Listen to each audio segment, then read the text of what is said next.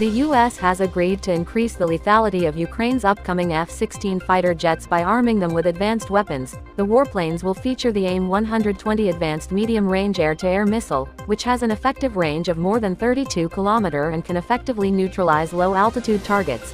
A Russian state-owned conglomerate, Rostec, has successfully shipped another batch of its two S-43 Malva self-propelled artillery guns to the Russian military. The two S-43 Malva is a 152mm self-propelled howitzer engineered to effectively neutralize command posts, defensive structures, artillery and missile batteries. It features simultaneous fire raid mode, allowing multiple shells fired at varying trajectories and speeds to strike the target simultaneously.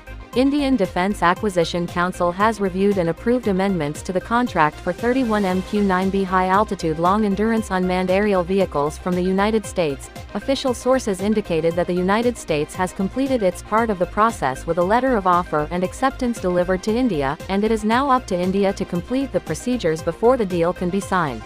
A new type of Russian drone is being used in combat in Ukraine. Known as the Gerbera, the drone could be used for electronic reconnaissance, as a kamikaze drone, or as a decoy for air defense systems. The strike version of the drone uses a camera similar to those installed on FPV drones for manual targeting by the operator.